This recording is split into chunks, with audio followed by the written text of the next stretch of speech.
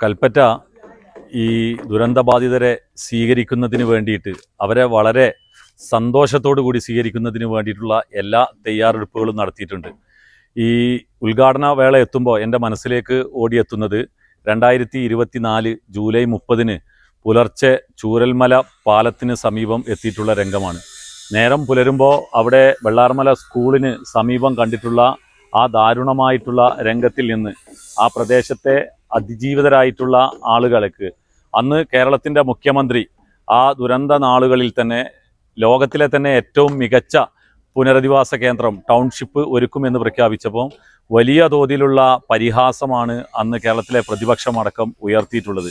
എന്നാൽ ഇപ്പോൾ കൽപ്പറ്റയിൽ എൽസ്റ്റൺ എസ്റ്റേറ്റിലുള്ള ഈ ടൗൺഷിപ്പിൻ്റെ ഉദ്ഘാടന വേള എത്തുമ്പോൾ ലോകം തന്നെ അത്ഭുതത്തോടു കൂടി നോക്കിക്കാണുന്ന ഒന്നായിട്ട് ഈ ടൗൺഷിപ്പ് മാറിയിരിക്കുകയാണ്.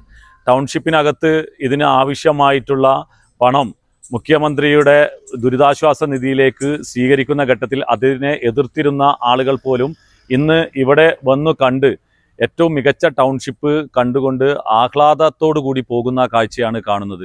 എന്നാൽ ഈ സമയത്ത് തന്നെയാണ് വയനാടിൻ്റെ MP ഈ കഴിഞ്ഞ ദിവസം പോലും ഇത്തരത്തിലുള്ള ഈ ഒരു ടൗൺഷിപ്പിൻ്റെ ആവശ്യമില്ല, അതിലേക്ക് പണം കൊടുക്കേണ്ട കാര്യമില്ല എന്ന തരത്തിലുള്ളൊരു പ്രതികരണം നടത്തിയിട്ടുള്ളത്. വയനാടിൻ്റെ MP ശ്രീമതി പ്രിയങ്ക വധേരയെ വളരെ സ്നേഹപൂർവ്വം ഈ ടൗൺഷിപ്പ് വന്ന് കാണണം എന്നാണ് ക്ഷണിക്കുകയാണ് ഞങ്ങൾ. ഇത് വന്ന് കാണണമെന്നാണ് പറയുന്നത്. അതോടൊപ്പം തന്നെ രാജ്യത്തിൻ്റെ പ്രതിപക്ഷ നേതാവ് കഴിഞ്ഞ ദിവസം വയനാട് ജില്ലയിൽ വന്നിരുന്നു. അദ്ദേഹവും രാഹുൽ ഗാന്ധിയും ഈ ടൗൺഷിപ്പ് വന്ന് കാണണം. കാരണം രാജ്യത്ത് പല പ്രദേശങ്ങളിലും മാതൃകയാക്കാൻ കഴിയുന്ന രീതിയിലുള്ള ഒരു ടൗൺഷിപ്പാണ് ഇവിടെ ഒരുക്കിയിട്ടുള്ളത്. ഇതിൻ്റെ അന്തിമഘട്ടത്തിലേക്ക് എത്തിയിരിക്കുകയാണ്.